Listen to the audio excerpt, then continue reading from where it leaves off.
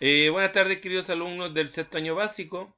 Ya vamos a hacer una cápsula con algunos contenidos que hemos visto durante este primer trimestre, ya que les va a ayudar un poquito a recordar para la evaluación que vamos a tener pronto. ¿Ya, chicos? Vamos a empezar con el sentido literal y el sentido figurado. ¿Ya?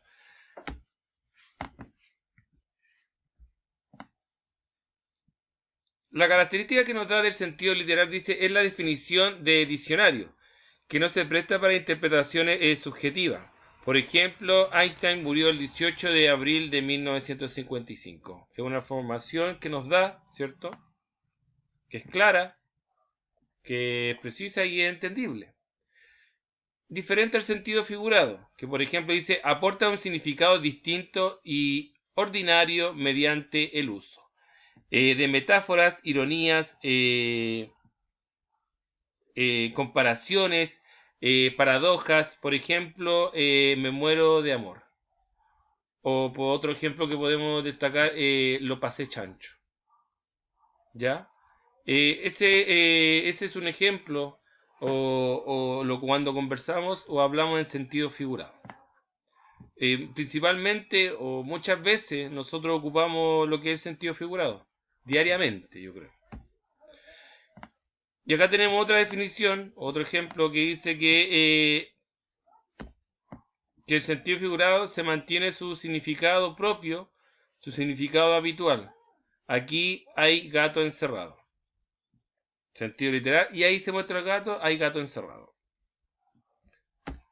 Diferente a lo que es el sentido figurado. Su significado no corresponde con el habitual. Aquí hay gato encerrado, quiere decir que hay algo raro, hay un ladrón o pasó algo. ¿Ya? Entonces eso podríamos ver la diferencia entre el sentido literal y el sentido figurado.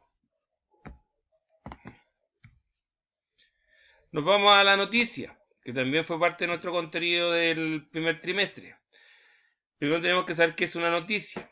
La noticia es un relato objetivo de un suceso cuyo conocimiento importa hacer público oportunamente. ¿Ya? La idea es que sea en instante. ¿Ya? Su propósito comunicativo es informar sobre un hecho contingente, es decir, actuar. Ya esto lo vemos en los diarios, en la TV, en la radio, etcétera.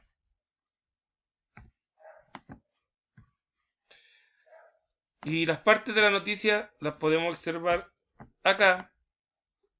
Sabemos que la noticia es un texto informativo, ¿cierto? El objetivo de la noticia es informar, ¿cierto? Sus características son reales, objetivas, clara, breve, ¿cierto? Y concreta, general y actual, ¿ya? Estructura, tiene título, resumen y cuerpo, ¿ya? Y las preguntas las que se responden, por ejemplo, a qué, cómo, a quién, cuándo, cómo, dónde, etcétera, ¿ya? Basado siempre en lo que hemos hablado con respecto a una noticia, ¿ya? Eso es lo que podemos reforzar con respecto a la noticia, ¿ya? También vimos los verbos irregulares, ¿cierto? Tenemos los verbos regulares y los verbos irregulares. Y aquí dice aquellos que no cambian su raíz a la hora de conjugarlos con los verbos regulares.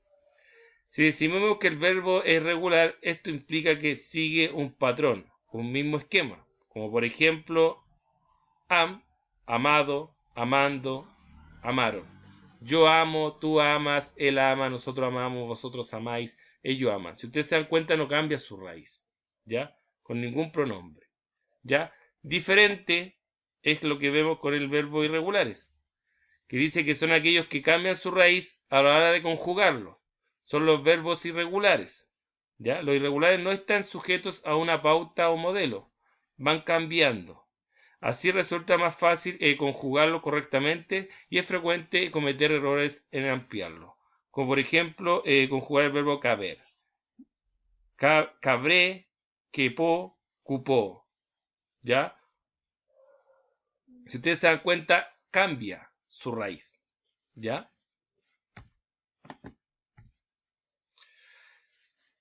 Por ejemplo, acá, regulares, caminar, yo camino, tú caminas, él camina, nosotros caminamos, vosotros camináis, ellos caminan. Si ustedes se dan cuenta, la raíz no cambia. Diferente con los verbos irregulares. Yo muero, tú mueres, él muere, nosotros morimos, ellos moréis, ellos mueren. Ya ahí cambia su raíz, como también andar, como también ser o como también ir. ¿Ya? Esa es la diferencia de los regulares con los verbos irregulares. ¿Ya, chicos? Y por último que vimos, ¿ya? Y que va a entrar en nuestra evaluación es la fábula. La fábula es un texto narrativo, generalmente breve, en el cual puede estar escrito en verso o en prosa, ¿ya?